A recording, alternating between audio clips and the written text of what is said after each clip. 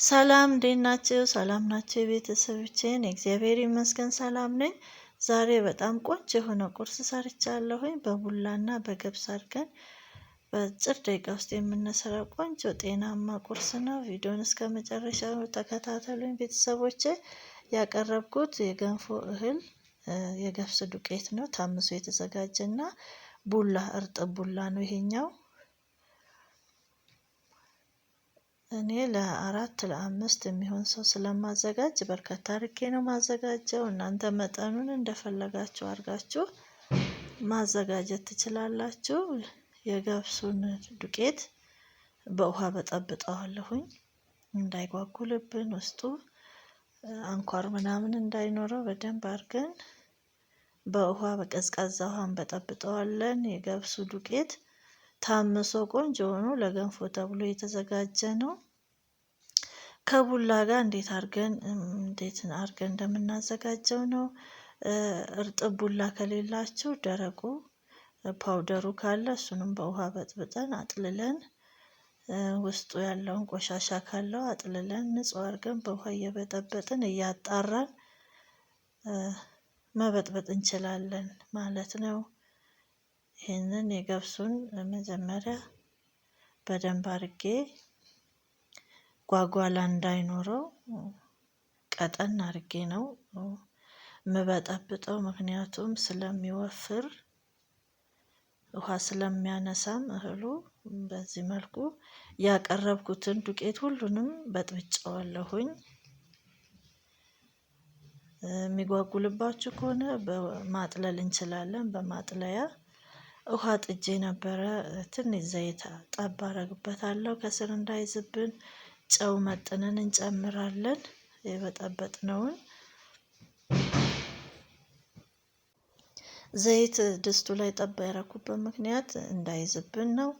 የበጠበጥኩትን የገብሱን ዱቄት ጨምሬ በደንብ አድርጌ እጄ ሳያርፍ አማስለዋለሁኝ። ይሄ ጉልበትም ይቆጥብልናል። በደረቁ ከምናሸው ይልቅ ይሄኛው ትንሽ ድካም ያቀልልናል ማለት ነው። እዛ አማስለዋለሁኝ በደንብ እስከሚንተከተክ እጠብቀዋለሁ። በደንብ ተንተክትኮ እንደምታዩት ወፈር ብሏል። ብዙም አልወፈረም። አሁን ቡላውን ስጨምረው ነው የሚወፍረው። እንደዚህ ነው መሆን ያለበት ቅጥነቱ። ልክ እንደ አጥሚት ወፈር ያለ አጥሚት አድርገን ነው የምንሰራው። በደንብ አድርገን አንተክትከን ካበሰልነው በኋላ የበጠበጥኩትን ቡላ ጨምሬ አማስለዋለሁ። ደግሞ ቡላው ከገባ በኋላ ብዙም ማብሰል አይጠበቅብንም። ራሱ እንደምታዩት እየወፈረ ነው።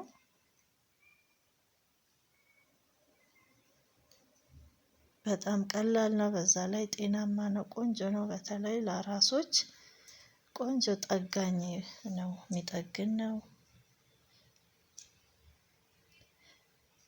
ቢመገቡትም ማንኛውም ሰው ቢመገበው ተመራጭ ነው። በተለይ ህፃናት፣ አራስ የወለዱ እናቶች ቆንጆ ምግብ ነው። በዛ እናማስለዋለን። ይሄ እንደምታዩት እየወፈረ ነው። ቡላውን ከጨመርኩ በኋላ እጃችን ሳያርፍ ማሰል እናደርገዋለን። ብዙም አናማስለውም። እያማሰል ነው ስንሄድ ቡላው ከገባ በኋላ እየቀጠነብን እንዳይመጣ ካዋሃድ ነው በኋላ ትንሽ እሳት ላይ ቆየት አድርገን እናወጣዋለን። መጀመሪያ ግን ገብሱም የታመሰ ስለሆነ ብዙ አደክመንም፣ ግን ቢሆንም እናንተከትከዋለን። ልክ አጥሚት እንዴት እንደምናንተከትክ እንደዛ አንተክትከን የቡላውን የበጠበጥነውን ቡላ 2 የሾርባ ማንኪያን የተጠቀምኩት እሱን በጥብጠን ጨምረን ያው በዚህ መልኩ እንደዚህ ሆኗል ማለት ነው። ቆንጆ ሆኗል። አሁን ማቅረቢያ ጣባችን ላይ እናወጣዋለን። ቆንጆ ቁርስ ነው። ለቁርስ ይሆናል። እንዳልኳችሁ ለእናቶች ቆንጆ ጠቃሚ ምግብ ነው። ጠዋት ጠዋት ቁርስ ለልጆች ይሆናል። ብዙ ግብአት አይጠይቀንም።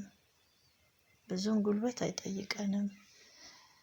የምናቀርብበትን ጣባ ቅቤ እንቀባዋለን። ከዛ ያበሰልነውን ገንፎ እናወጣዋለን ማለት ነው። ይሄ ከቡላና ከገብስ የተዘጋጀ የገንፎ አይነት ነው።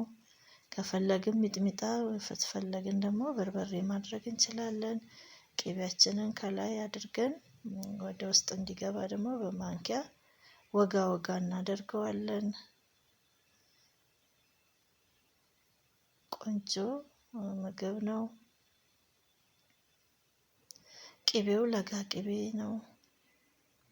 ቆንጆ የተመረጠ ለጋ ቅቤ መርጠን እንደዚህ አይነት አዘጋጅተን ቆንጆ ቁርስ ማዘጋጀት እንችላለን ማለት ነው።